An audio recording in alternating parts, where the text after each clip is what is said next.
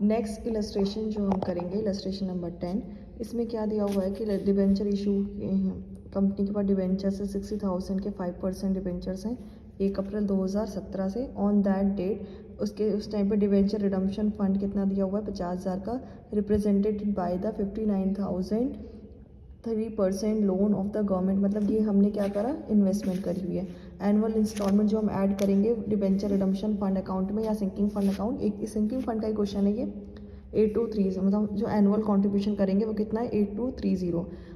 On 31 March 2018 balance at bank कितना दिया हुआ है 15,640। ऑन दैट डेट इन्वेस्टमेंट हमने सोल्ड आउट के 83% net and debentures were paid of. तो इस केस में देखो हमें क्या करना है, हमें एंट्री करनी है फॉर द लास्ट ईयर।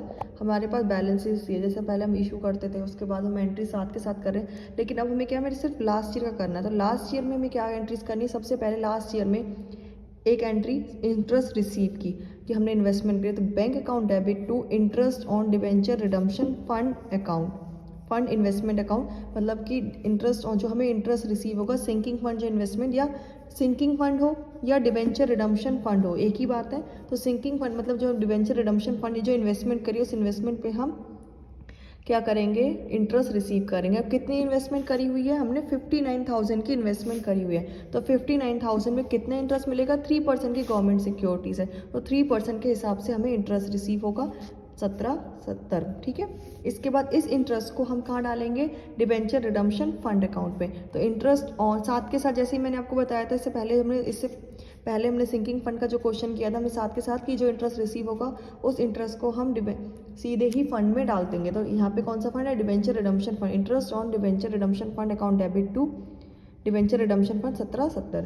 इसके बाद एनुअल कंट्रीब्यूशन, उस ईयर का annual contribution surplus account debit to debenture redemption fund, कितना एनुअल कंट्रीब्यूशन 8230, वो एनुअल कंट्रीब्यूशन करेंगे। थर्ड एंट्री, फोर्थ एंट्री हम इसको इन्वेस्टमेंट करते हैं, लेकिन अब हम इस वाले ईयर में, क्योंकि हमारे लास्ट ईयर की बात हो रही है, तो हम इस अमाउंट को इन्वेस्ट नहीं करेंगे। हम क्या करेंगे, हम अपनी इन्वेस्टमेंट को बेचेंगे। तो इन्वेस्टमेंट, वैसे हमारी इन्वेस्टमेंट की कीमत कितनी थी 59,000 की, लेकिन हमें कितने मिली है 83% नेट। इसका मतलब जो 59,000, अगर 100 रुपये हमने लगाए हैं तो हमें 83 रुपये मिले।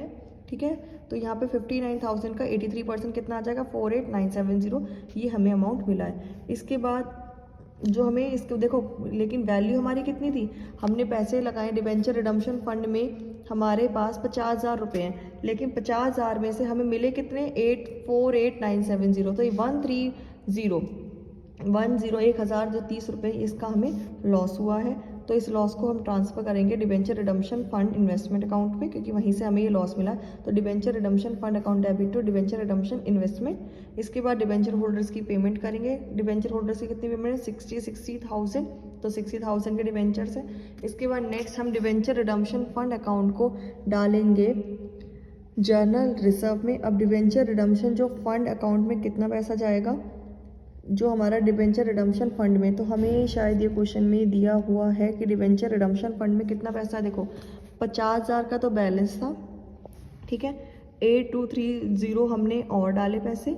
इसके बाद हमने ये 70 भी डाले, मतलब 17। ये हम एक बैलेंसिंग फिगर के थ्रू भी निकाल सकते हैं, हम इस तरीके से ऐड करके भी हो सकता है।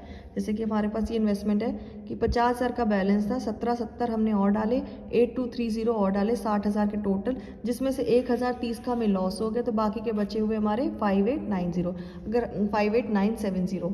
अगर हमें अकाउंट के थ्रू नहीं करना तो हम क्या कर सकते हैं कि 50,000 का बैलेंस है, इसके बाद हमारे पास 70 और डाले, ऐड कर दिया, 8230 हमने इसमें और डाले, इसके बाद 1030 हमने माइनस किए क्योंकि हमारा लॉस था, ये हमने निकाले। तो हमारा टोटल बैलेंस कितना आ जाएगा 58,970, या हम इस अकाउंट के थ्रू कर सकते हैं।